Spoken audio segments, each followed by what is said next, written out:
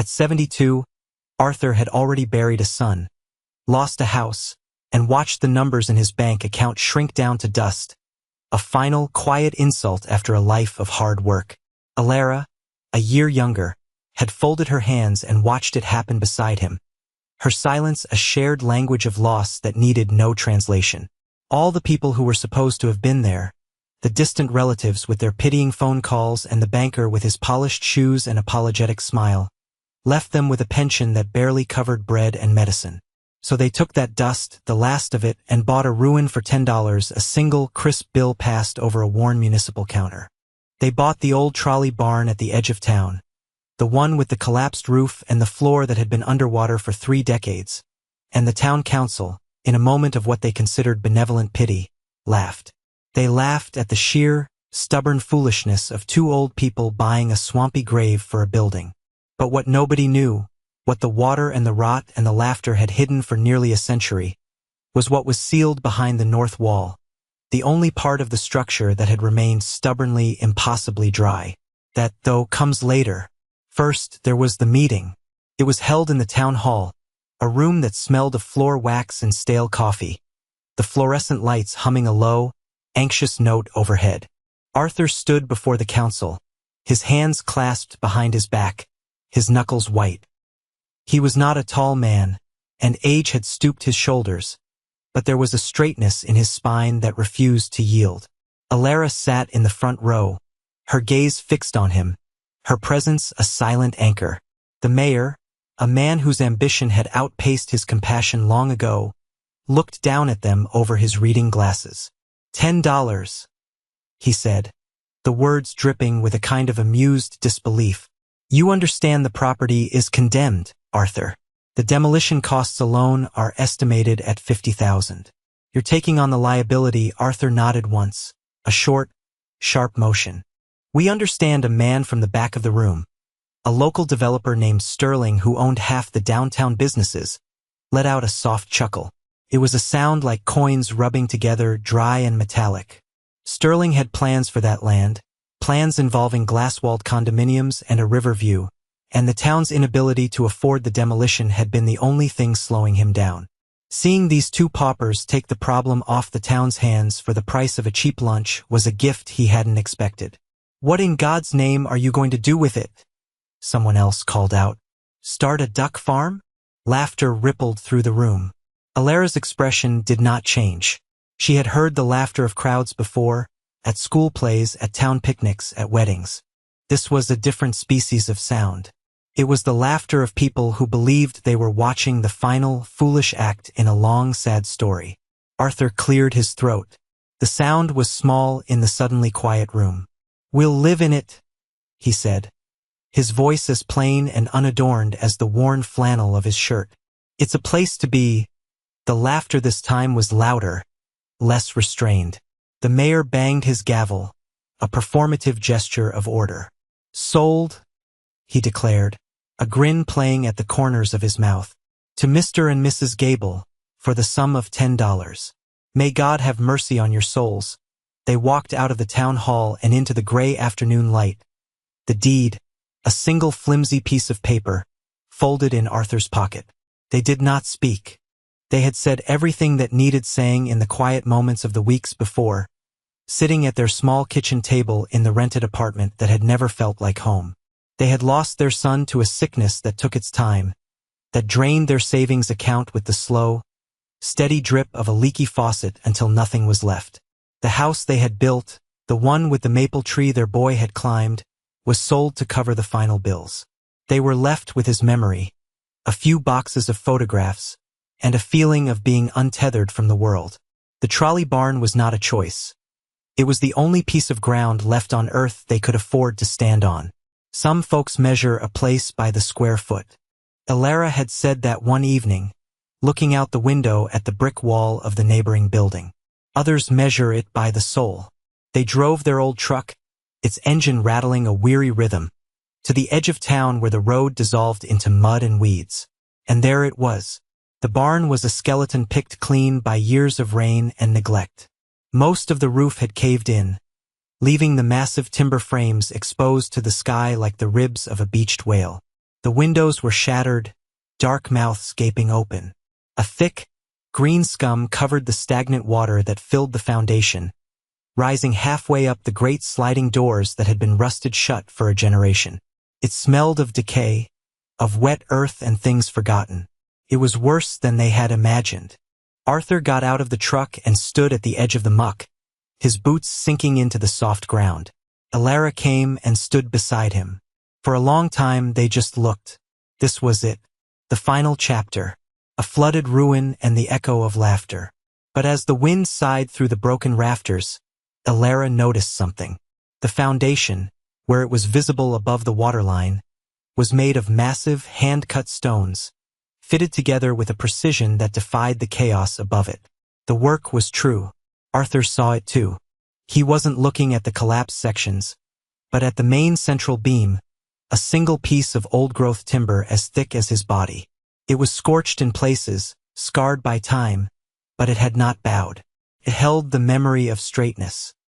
He reached into his pocket and his fingers closed around a small, smooth object. A wooden bird, carved from a piece of scrap pine. Its wings swept back as if in flight. He had made it for his son, Daniel, in the last weeks. It was the only thing he had made since. He held it now, its familiar shape a small, hard point of solace in his palm. "Well?" Alara said, her voice quiet but firm, pulling him back from the edge of memory. "The first thing we need is a pump." The story of the trolley barn was, in the town's telling, a simple one. It was the story of a failure. A man named Silas Croft had built it in the 1920s, a grand vision of connecting their small river town to the industrial hubs in the north. He had poured every penny he had into the iron rails and the magnificent brick barn that would house the electric trolleys. The barn went up, a cathedral of industry with soaring ceilings and arched windows, but the trolleys ran for less than a year. The Great Depression arrived like a frost, killing the whole enterprise overnight. Silas Croft lost everything. He died a few years later, a recluse, a bitter and broken man who was seen only shuffling through town for groceries, his eyes fixed on the ground. The town remembered him as a fool, a man who had dreamed too big and fallen too far. The barn became his monument, a testament to his failure that slowly crumbled year by year, the river reclaiming the land with every spring flood. That was the official story, the one told to schoolchildren on local history tours, the one Mr. Sterling repeated with a dismissive wave of his hand. But there was another story, a quieter one, held in the memories of a few old souls like Beatrice, who ran the diner on Main Street. The diner was a small, warm place that always smelled of coffee and frying bacon. Beatrice had been pouring coffee in that same spot for 50 years. Her hands gnarled with arthritis, but her movements still deft and sure. Arthur and Alara went there the morning after they bought the barn, nursing 2 mugs of coffee they couldn't really afford. They were the only customers. Beatrice brought the pot over and refilled their cups without asking. "Heard you bought the old Croft place," she said, her voice raspy but kind. She didn't laugh. Arthur nodded, stirring his coffee though it had no sugar. Trying to make a go of it, Beatrice leaned against the counter, her arms crossed. "Silas Croft wasn't the man they say he was," she said, her eyes looking past them, into a distant memory. "Everyone remembers the money he lost. Nobody remembers the man." She told them about Silas's wife, Martha, a woman with a gentle face who used to bring Beatrice's mother fresh eggs. Martha never saw the barn as a failure. She called it his workshop, she'd say. "Silas is doing his true work now." Beatrice remembered Martha talking about the smell of sawdust on her husband's clothes, the way he would lock himself in the barn for hours, long after the tracks had been torn up for scrap metal. "And I remember the fire," Beatrice said, her voice dropping lower. "The big mill fire in 28. It took half the men on the east side of the river. Left dozens of children without fathers, whole families with nothing. It was a terrible time. The town nearly broke." She paused, wiping the counter with a damp cloth, a habit of motion that seemed to help her think. And then, a strange thing started happening. Little things. A new pair of shoes would appear on a doorstep, a bag of flour, and toys. Beautiful, hand-carved wooden toys. A horse, a little doll cradle, a spinning top. They'd just show up in the night. No one ever knew where they came from. We called them the midnight gifts. They kept the spirit in this town from dying altogether. She looked at Arthur and Alara, her gaze sharp. My older brother got a little wooden boat. He kept it his whole life. Said it was the finest thing he ever owned. She poured them more coffee. Martha Croft passed away not long after Silas. She told my mother once, just before the end. A promise must be kept. Never said what promise. Beatrice pushed a plate with 2 slices of pie toward them. On the house, she said, before they could protest. You'll need your strength.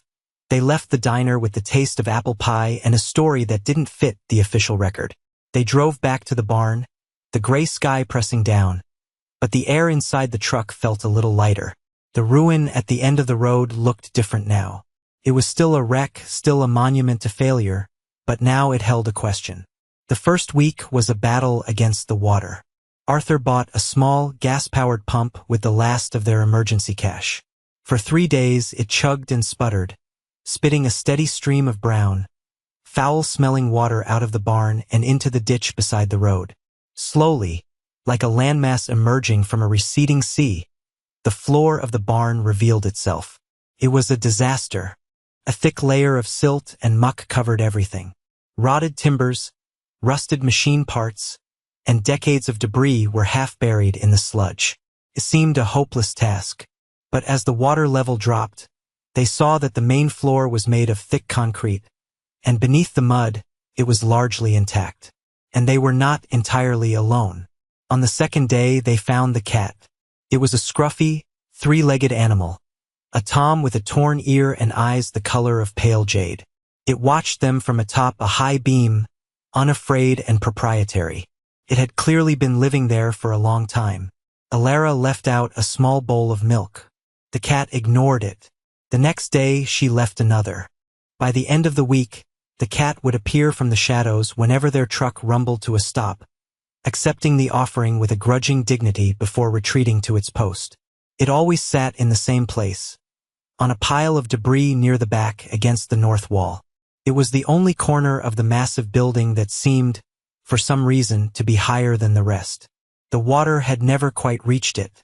It was just a patch of dry ground in a sea of mud. A place to keep your paws dry. That's all they thought it was at first. Mr. Sterling arrived on a Tuesday, his silver car gliding to a stop just where the pavement ended, its tires unsullied by the mud. He stepped out, dressed in a tailored suit that seemed absurdly out of place against the backdrop of the decaying barn. He moved with the easy confidence of a man who had never been told no. Arthur was on his hands and knees, prying a rotted plank from the floor. Alara was scrubbing the silt from a section of the brick wall with a stiff brush and a bucket of river water. They were both covered in grime, their faces streaked with sweat and dirt. Sterling watched them for a moment, a faint, pitying smile on his face. "Quite the project you've taken on," he said, his voice smooth and pleasant. It was the kind of pleasantness that set your teeth on edge. Arthur slowly got to his feet, his back groaning in protest. He wiped his hands on his overalls. "It keeps us busy." "I'm sure it does," Sterling said, his eyes scanning the ruin, his expression making it clear he saw nothing but a liability. "Listen, I'll be frank. I'm the one who's going to be developing this whole stretch of riverfront. This eyesore is standing right in the middle of my plans." He reached into his jacket and pulled out a checkbook. "I admire your spirit. I truly do. But you're in over your heads. I'm prepared to offer you $100 for the deed. A 10-fold return on your investment." He smiled, as if he were bestowing a great gift. "Consider it a charitable donation. It'll save you the headache, and frankly, it'll save me the trouble of waiting for the building to collapse on you." Alara stopped scrubbing. She looked at Sterling, her eyes clear and direct. She did not say a word. Her silence was more powerful than any argument. Arthur looked from Sterling's polished shoes to his expensive watch, then back to the checkbook in his hand. He thought of the $10 bill, a small act of desperation that was theirs alone. He thought of Beatrice's story, of the midnight gifts and the man who did his true work in this very place. "The property is not for sale," Arthur said. The words were quiet, but they landed in the air with the weight of stone. Sterling's smile faltered. He seemed genuinely confused, as if Arthur had just started speaking in a foreign language. "I don't think you understand," he said, his tone hardening slightly. "This structure is worthless. It's a pile of bricks and rotten wood. I'm offering you $100 for a piece of paper that's going to end up costing you thousands." "We understand its value," Alara said, her voice calm and even. Sterling stared at her, then back at Arthur. He saw only two stubborn, filthy old fools. He snapped the checkbook shut. "Fine," he said, the pleasantness gone, replaced by a sharp, cold edge. "Have it your way. But the town has safety ordinances. A building this derelict is a public nuisance. I'll be having a word with the council. You'll have a demolition order on your door within a month. And when you can't pay for it, I'll be there to take this land off your hands for the price of the lien." He got back in his car, the door closing with a solid, expensive thud. He spun the wheels in the mud as he pulled away, splattering the side of their old truck with dirt. They watched him go, the silver car disappearing down the road. The threat hung in the air, heavy and real. 30 days. They looked at the mountain of work ahead of them, the collapsed roof, the muck-filled floor. It was impossible. For the first time, a sliver of despair worked its way through Arthur's resolve. He looked at Alara. She was already picking up her brush again, dipping it in the bucket. She started scrubbing the wall, her movements rhythmic and determined. "He measures things in dollars," she said, not looking at him. "It's the only language he knows. We'll just have to teach him another 1 inch." The days that followed took on a new urgency. They worked from sunrise until the light failed, fueled by Beatrice's coffee and the sandwiches she started dropping off every day at noon. They cleared the debris wheelbarrow by painful wheelbarrow. They shoveled out the last of the muck. Arthur, using his old carpentry skills, began to assess the timber frame. He found that while much of the secondary wood was rotted, the main post and beam structure, the heart of the barn, was made of hemlock and oak, and it was still sound. It was the work of a master craftsman. The building had good bones. The three-legged cat, whom Alara had named Silas, became their constant companion. It would follow them as they worked, keeping a cautious distance, but always present. And always, when it rested, it returned to the same spot, the dry patch of floor against the north wall. Arthur had become obsessed with that wall. While the other 3 walls were of a uniform red brick, weathered and ancient, the north wall was different. The bricks were a slightly different color, the mortar joints thicker, less precise. It was as if it had been built by a different hand, or at a different time.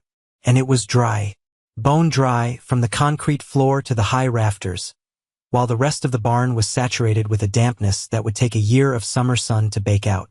One afternoon, while Alara was outside clearing weeds from the foundation, Arthur ran his hand over the bricks of the north wall. The cat, Silas, sat nearby, watching him with its pale, knowing eyes. Arthur pressed on the bricks, testing them. Most were solid, immovable, but then his fingers found one halfway up the wall that seemed to give just a fraction of an inch. His heart quickened. He pushed again, harder. The brick shifted. It wasn't mortared in place. It was a plug. He worked his fingers around the edges, his hands clumsy with excitement. With a soft scraping sound, the brick came loose. He pulled it out and peered into the darkness behind it. It wasn't solid. There was a cavity, a hollow space. "Alara," he called out, his voice a hoarse whisper. "You'd better come see this." Alara came inside, wiping her hands on her apron, her face shaded by a wide-brimmed hat. She saw the brick in Arthur's hand, the dark hole in the wall, and the look on his face. She came and stood beside him, and together they peered into the opening. The air that drifted out was not the damp, musty smell of the rest of the barn. It was dry, cool, and smelled faintly of cedar and old paper. It was the smell of a place that time had forgotten. Arthur reached for his flashlight, his hand trembling slightly. He shone the beam into the hole. It didn't illuminate a small cavity. It revealed a vast, dark space. This wasn't just a different wall. It was a false wall. A wall built in front of another, sealing something off. "It's a room," Alara breathed, her voice filled with awe. He built a room inside the room, forgetting their aching backs and weary muscles. They began to work with a feverish energy. Arthur found a small crowbar, and carefully, brick by brick, they began to dismantle the wall around the loose one. The bricks came away easily, held by a crumbling, sandy mortar. It was clear the wall had been built hastily, designed to conceal, not to support. Behind it, they found another wall, this one made of thick, tongue-and-groove cedar planks, fitted together with the same precision they had seen in the foundation stones. There was a door in the center of the cedar wall, not with a knob, but with a simple wooden latch. The wood was not swollen or warped. It was as straight and true as the day it was hung. The cat, Silas, sat perfectly still, watching them, as if he had been waiting for this moment all along. Arthur put his hand on the latch. He looked at Alara. Her eyes, full of a light he hadn't seen in years, met his. He lifted the latch. The door swung inward without a sound, the hinges moving as smoothly as if they had been oiled yesterday. The room beyond was dark. Arthur swept the beam of his flashlight across it. It was not a large room, perhaps 15 feet square. It was completely dry, the cedar walls and floor seeming to glow in the flashlight's beam. And it was full, not with gold or treasure, but with things made of wood. Shelves lined the walls from floor to ceiling, and on them, arranged in neat, orderly rows, were hundreds of objects. There were dozens of toy horses, each one unique, with manes of real horsehair and tiny leather saddles. There were spinning tops painted in bright, cheerful colors, their pigments still vibrant. There were dolls, their bodies carved from pine and their faces painted with simple, serene expressions. There were miniature sets of furniture, tiny chairs, tables, and cradles, each one a perfect replica. On the floor were larger items, rocking horses, small wagons, a child's desk with a matching chair. It was a secret factory of joy, a hidden world of childhood wonder. Every single piece was crafted with an astonishing level of skill and love. The sanding was so fine the wood felt like silk. The joints were seamless. The painted details were delicate and precise. This was not the work of a failed businessman. This was the work of a master artisan, a man who poured his soul into every cut, every joint, every brushstroke. In the center of the room sat a single heavy workbench. On it, a set of carving tools lay in a neat row, their wooden handles dark with the patina of use. Next to them, a half-finished figure of a small bird sat, its wings outstretched, waiting for a final touch. It was almost identical to the one Arthur carried in his pocket. He reached in and pulled his out, his hand shaking. He set it on the bench beside the unfinished one. They were two verses of the same song, carved 60 years apart. And beside the tools, sitting squarely in the center of the bench, was a thick, leather-bound book. It was a ledger. Arthur reached out and touched its cover. It was cool and smooth. He opened it. The first page had a single sentence, written in a neat, elegant script, a record of debts paid. The pages that followed were filled with entries, column after column, written in the same hand. Each entry contained a date, a name, usually just a child's first name and a last initial, an address, and a description of an item. October 12, 1928. Mary P. 14 River Street. One doll cradle, maple with painted flowers, November 3, 1928. Thomas K. 8 Millionen Ellie. One wooden boat, pine with cloth sail, December 24, 1928. The Miller Children. 22 Water Street. 3 spinning tops, 1 horse, 2 dolls. There were hundreds of entries, spanning nearly 20 years. It was a secret history of the town, a record of quiet, anonymous kindness.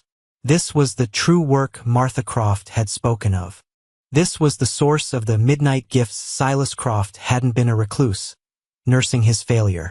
He had been a craftsman, a secret saint, spending his last 2 decades repaying a debt no one knew he felt he owed. A debt to the families broken by the fire, to the community he had failed with his grand trolley scheme. He had paid it back not with money, which he no longer had, but with his time, his skill, and his heart.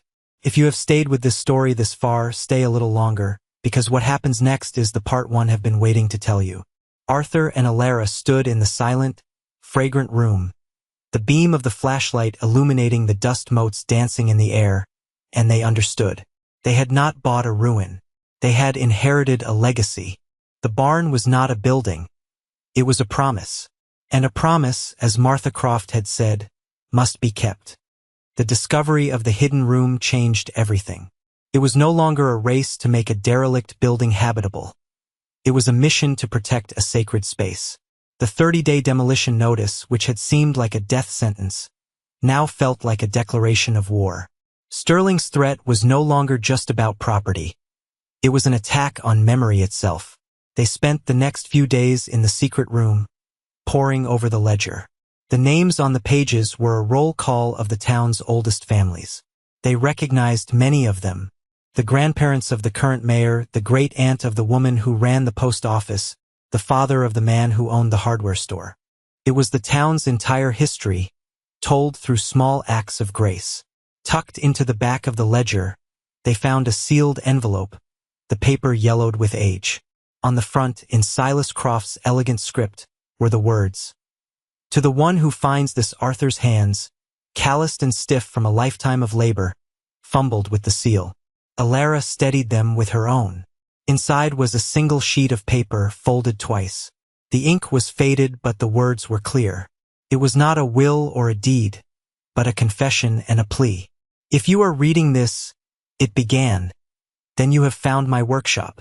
And you have likely found it because you saw the building not for what it is, but for what it could be. For that, I thank you. The world has too many who see only the rot, and not enough who see the bones." Silas went on to explain his reasoning. The trolley line had been his great pride, but its failure, coupled with the devastation of the mill fire that happened in the same year, had left him feeling like he had doubly failed his town. He felt a profound debt. He had no money left to give, but he had his hands, his tools, and a barn full of wood. "I could not mend their broken hearts," he wrote, "but I could give their children a moment of joy. I could give them something beautiful in a world that had turned ugly. It was the only coin I had left to pay."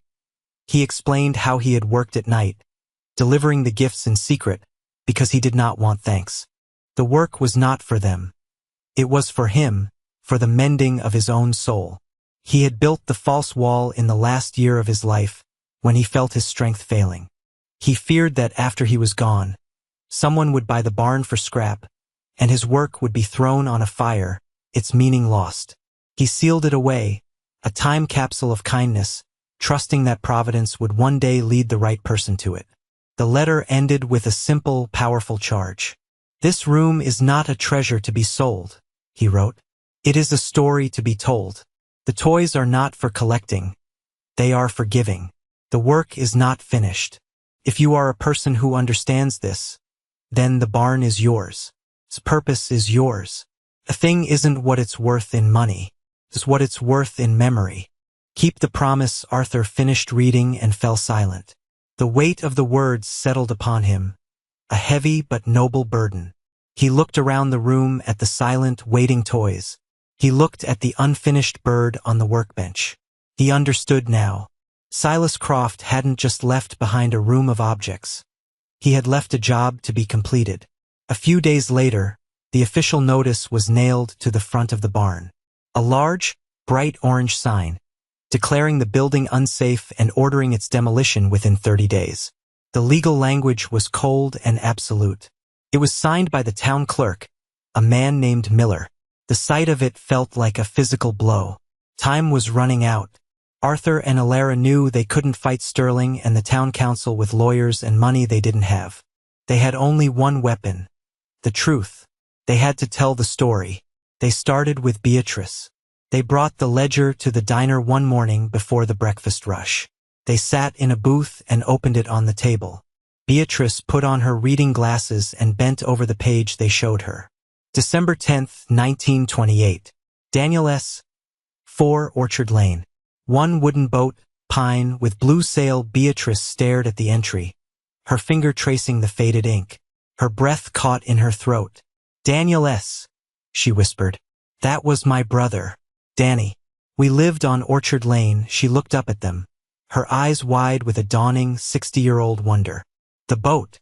I remember that boat. It just appeared on our porch one morning. My mother said it was a gift from the angels." Tears welled in her eyes, tears of memory, not of sadness. She closed the ledger gently, as if it were a holy book. "Silas Croft," she said, her voice thick with emotion. It was him. All this time she looked at them, a fierce new light in her eyes. "Sterling wants to tear it down, doesn't he?" Arthur nodded. "He's got the council in his pocket." Beatrice took off her apron. "The council meets in 2 weeks to finalize the order," she said, her voice low and steady. "We need to show them. We need to make them listen." The next 2 weeks were a blur. Beatrice became their general. She started talking to her oldest customers, people whose families had been in the town for generations. She would show them a name in the ledger, and a memory would flicker to life. A story about a grandfather who had a carved horse he swore was magic. An aunt who kept a tiny doll in a cedar box her whole life. The stories, long dormant, began to surface, passed down through families, their origins a mystery until now. The midnight gifts were not just a forgotten footnote. They were woven into the very fabric of the town's oldest families. While Beatrice gathered the stories, Arthur worked. He went back to the workbench in the secret room. He picked up Silas Croft's carving tools. They felt familiar in his hand, an extension of his own arm. He picked up the unfinished bird and, with slow, careful strokes, he began to complete it.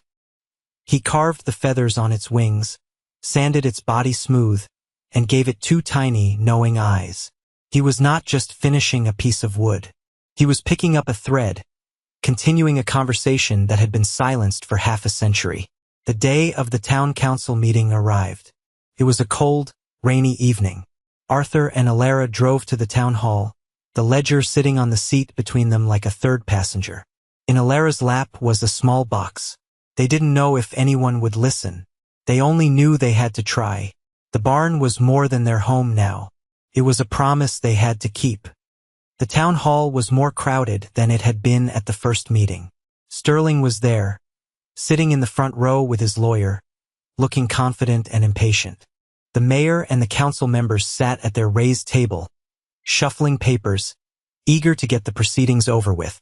Beatrice was there, sitting in the third row, and around her were a dozen other older residents, their faces grim and watchful. They were the keepers of the town's long memory. The meeting was called to order. The demolition of the old trolley barn was the first item on the agenda. The mayor spoke, his voice full of false regret. "As you know, the structure at 12 River Road is a public safety hazard. It's an eyesore and a liability. We have a generous offer from Mr. Sterling here to clear the land at his own expense as part of his riverfront revitalization project. The council has reviewed the demolition order, and we are prepared to vote for its final approval." He looked out at the room, expecting no opposition. "Are there any objections?" Arthur stood up. All eyes turned to him. He was no longer the stooped, defeated man from the first meeting. He stood tall, the leather-bound ledger held in his hands. "We object," he said, his voice clear and strong, carrying to every corner of the room. The mayor sighed, a sound of theatrical weariness. "Arthur, we've been over this. The building is condemned. You can't possibly afford the repairs." "This isn't about repairs," Arthur said. "It's about history. It's about a debt." Sterling let out an audible scoff. "A debt? The only debt associated with that property is the one the town owes me for cleaning up this mess." Arthur ignored him. He opened the ledger. "In 1928, the Great Mill Fire destroyed the lives of half this town. A man you all remember as a failure, Silas Croft, spent the next 20 years of his life trying to mend what was broken." He began to read from the ledger. He read the names, the addresses, and the gifts. Mary P., 1 doll cradle. Thomas K., 1 wooden boat. A murmur went through the crowd as the names, familiar and long buried, were spoken aloud. He read a dozen more, his voice steady. each entry a small testament to a forgotten act of kindness. The room grew quiet. The shuffling of papers stopped. The council members looked uneasy. This was not the simple procedural vote they had expected. "It's a lovely story, Arthur," the mayor said, trying to regain control. "A charming piece of local folklore. But it doesn't change the fact that the building is falling down." "The building is not falling down," Arthur countered. "Its bones are strong. It was built to last. But that's not the point. You are not voting to demolish a building. You are voting to demolish a legacy." Sterling stood up, his face flushed with anger. "This is absurd. It's a sentimental fairy tale concocted to stall the inevitable. There's no proof. It's just a list of names in an old book." Elara then stood. She had been silent until now. She held the small box in her hands. She walked to the front of the room and placed it on the table before the mayor. "This isn't a fairy tale," she said, her voice quiet but resonant. She opened the box. Inside, nestled on a piece of soft cloth, was a small, exquisitely carved doll cradle. The maple had yellowed to a beautiful honey color, and on its side were tiny, faded paintings of blue flowers. She turned a page in the ledger that Arthur had marked. "October 12, 1928, she read. "Mary P. 14 River Street. One doll cradle, maple with painted flowers." An old woman in the back of the room gasped. It was Mary P.'s daughter. "My mother's cradle," she whispered. "She kept it her whole life." Elara then turned to another page. Her eyes found Sterling. "There are many names in this book," she said. "Many families who received these gifts. Including yours, Mr. Sterling." Sterling froze. "That's a lie," he snapped. "My family has never taken charity from anyone." Elara read the entry, her voice as clear as a bell. "January 5, 1929. Joseph S. 19 Orchard Lane. One rocking horse, oak, made from the wood of the family's old porch swing, which was destroyed in the fire." She looked directly at Sterling. "Your grandfather's name was Joseph, wasn't it, Mr. Sterling?" A dead silence fell over the room. Sterling's face went pale. He remembered the stories his grandmother used to tell, stories of the hard years after the fire, and of a mysterious rocking horse that had appeared on their porch one winter morning, a horse his father had cherished. He had dismissed it as a silly family myth. Now the myth was staring him in the face, recorded in faded ink in a book held by a woman he had called a fool. Before he could respond, Beatrice stood up. "I remember that horse," she said, her voice ringing with authority. "Everyone on Orchard Lane talked about it. The Sterling horse. It was the most beautiful thing anyone had ever seen. It was one of the first midnight gifts." The story was no longer just a story. It was real. It was standing in the room. The faces of the townspeople had changed. The looks of pity and amusement were gone, replaced by expressions of awe and then of shame. They had laughed at these two old people. They had dismissed the barn as a wreck. And all along it had held the best part of their own history, a secret they had been too blind to see. The promise was being remembered. The room was utterly still, the air thick with the weight of revelation. Sterling stood frozen, his face a mask of disbelief and dawning humiliation. The foundation of his world, built on money and transactions, had just been shaken by a ghost story about a wooden horse. He opened his mouth to speak, to bluster, to deny, but no words came out. The mayor, seeing the mood of the room shift so decisively, began to backpedal. This is certainly new information," he stammered, looking at the other council members, who were avoiding his gaze. "Perhaps we should table this vote, pending a historical review." But the moment for procedure had passed. Another man stood up, a man who had been quiet until now. It was Mr. Miller, the town clerk. He was pale, his hands trembling as he clutched a file folder. "There won't be a vote," he said, his voice cracking. He looked not at the mayor, but at Arthur and Elara. "Because the demolition order is invalid." He walked to the front and laid the folder on the table.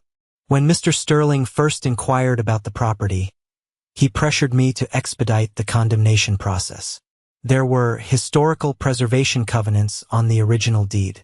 From the Croft estate, I was told to overlook them. The confession hung in the air, a plain and ugly truth.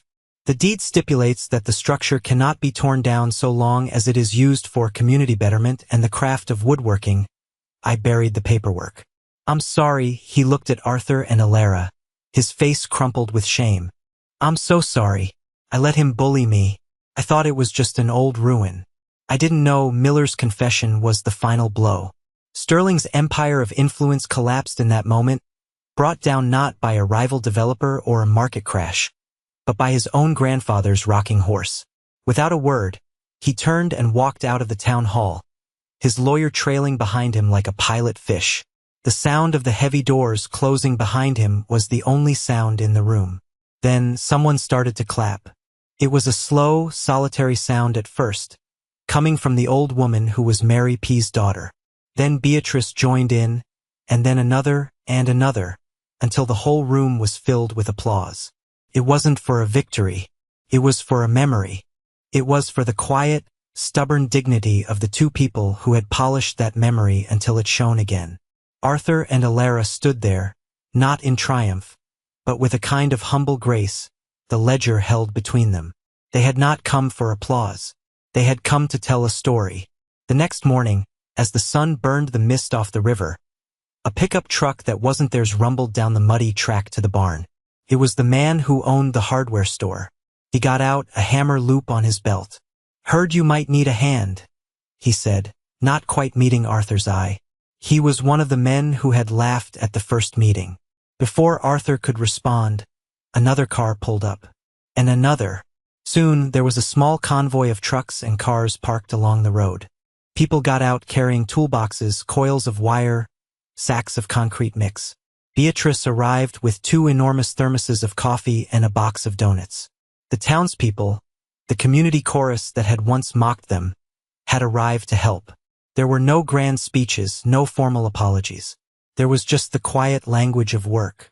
A young electrician, the great-grandson of a name in the ledger, spent the day running new wiring. A crew of roofers, volunteering their Saturday, began stripping the rotted shingles and assessing the rafters. Women arrived with buckets and brushes with food and drink. Mr. Miller, the town clerk, was there, his suit replaced by old clothes. He spent the entire day hauling debris in a wheelbarrow, his face set with a quiet determination to atone. He didn't say much, but his labor was a constant, steady apology. Arthur and Alara moved through the crowd, overwhelmed by the sudden flood of goodwill. They showed people the secret room, and one by one, people stepped inside, their voices hushed with reverence as they looked upon the shelves of toys, finding the echoes of their own family histories. They saw the cradle, the boat, the horse. They touched the smooth wood and understood. The work went on all day, a symphony of hammers and saws and quiet conversation. As evening fell, someone lit a fire in the old pot-bellied stove in the center of the barn. For the first time in 60 years, warmth and light filled the cavernous space.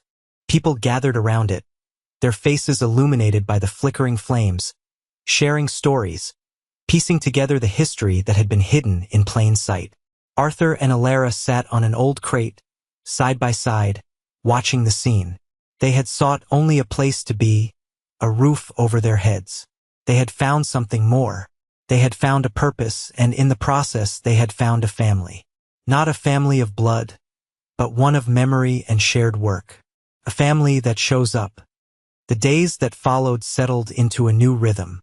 The initial flood of volunteers subsided, but a dedicated core remained. The barn, which had been a place of decay, became a place of renewal. The roof was patched, the broken windows replaced with salvaged glass. The great sliding doors sanded down and rehung on their tracks. The building slowly began to breathe again. Mr. Miller was there every weekend, his penance a quiet and steady presence. He never spoke of the council meeting again, but his work spoke for him. He repaired the brickwork, his hands growing calloused, his face and clothes perpetually dusty. One Saturday, he approached Alara as she was sweeping the newly cleared floor. "My grandfather," he said, his voice low. "He got a set of wooden soldiers, My father kept them on his desk. I never knew. Ilara simply nodded, her expression one of quiet understanding. There was nothing more that needed to be said. The barn was no longer just a workshop. It was becoming a living museum. The town decided to preserve the secret room exactly as it was, a permanent exhibit, a testament to Silas Croft's hidden life. The main floor of the barn, however, was to be a place of creation, not just preservation. Arthur, with a new light in his eyes, began to set up a workshop. People donated old tools, lumber, and benches.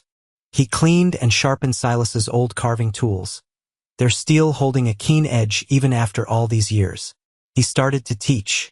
On Saturday mornings, children from the town would come to the barn, and Arthur would show them how to hold a tool, how to read the grain of a piece of wood, how to turn a block of pine into a bird, a boat, a horse. He was a patient teacher, his voice soft, his hands guiding theirs. He never raised his voice. He just showed them the way, letting the wood do the talking. Ilara became the keeper of the stories. She would sit with the children and visitors in the warmth of the pot-bellied stove and tell them about Silas Croft, about the mill fire, about the midnight gifts. She would read from the ledger, making the names on the page come alive. The barn became the heart of the town, a place where the past was not a dusty relic, but a living presence that informed the future. It was a place where people came to build things, to learn, to remember. It was measured now not in square feet, but in soul. One afternoon in late fall, as the leaves of the maple trees by the river turned to gold and crimson, Arthur stood at the workbench, sanding a small wooden horse. The three-legged cat, Silas, was curled up asleep in a patch of sunlight on the floor. Ilara was humming softly as she arranged some of the finished toys on a new set of shelves. They had moved into a small apartment built into the back of the barn, a cozy space that was simple, warm, and entirely their own. They had everything they needed. A letter arrived that week. It was from a law firm in the city. Mr. Sterling, through his attorneys, was making a donation. It was a large sum of money, given anonymously, to establish a trust for the barn's perpetual upkeep and to fund the children's woodworking programs. There was no note of apology, no personal message. Just the money. It was the only language he knew, his own kind of clumsy penance. Arthur and Ilara used the money to ensure the barn would stand for another 100 years, a permanent home for the promise they had inherited. They lived quietly, their days filled with the simple, satisfying work of their hands and hearts.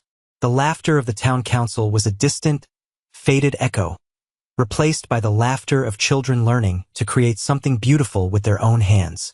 They had not grown richer in the way the world measures wealth.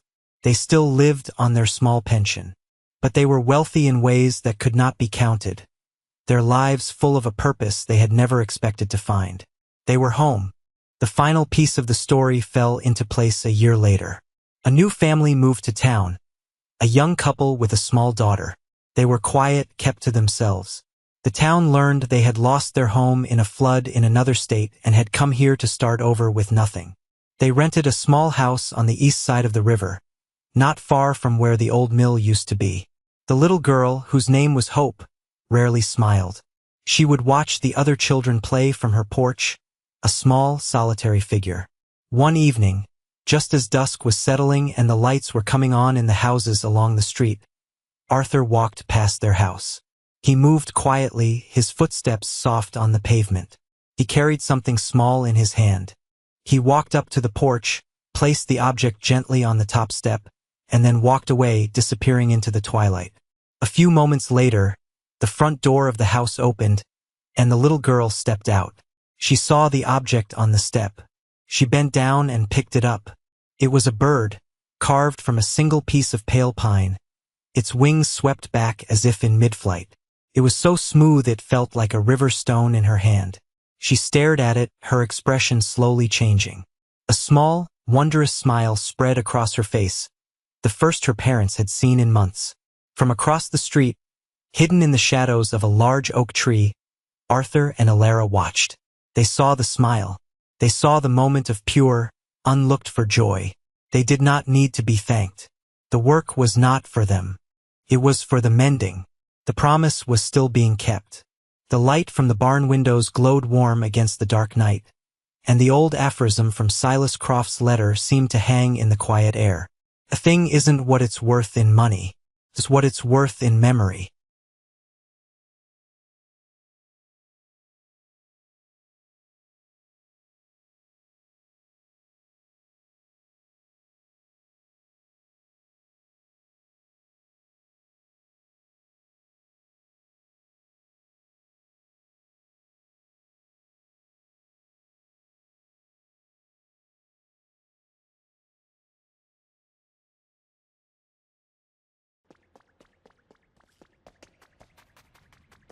Huh, that's cool.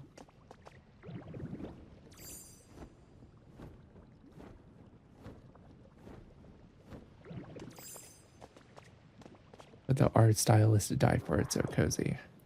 Yeah, maybe I might have to check it out.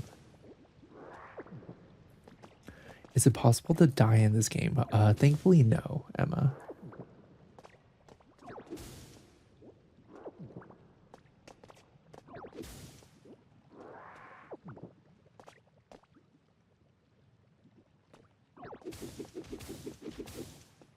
Oh, that's so nice. Yeah, for sure. Okay. Maybe they're upstairs.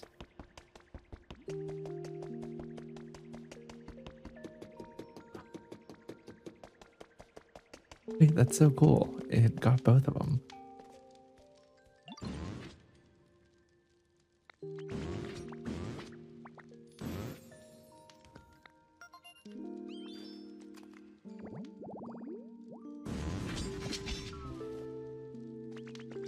Okay, there's Armored and the Rule Edge.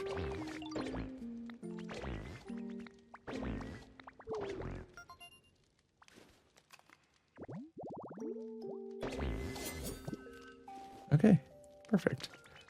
Oh, hi, Manuela. Does it have to be that specific fire thing or any fire pit? You know, that's a great question, Lucifer. Let me look.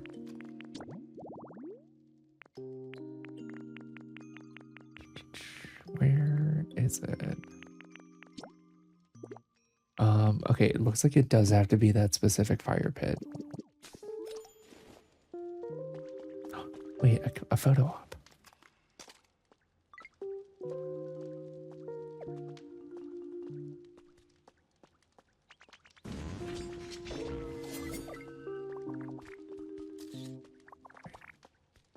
I don't have enough room to take this photo. There we go. Grr, okay, where did you find it? I don't remember, Lucifer. I already had the recipe. I think I might have gotten it. Oh, wait, no, I got it from diving.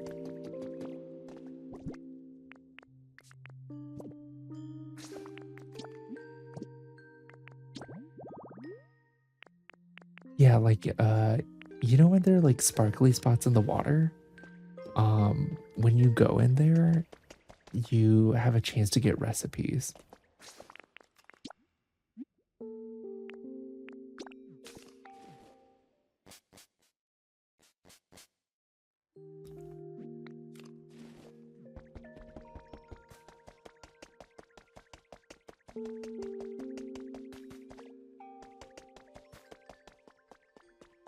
Oh, thanks for the finger hearts, Lucifer.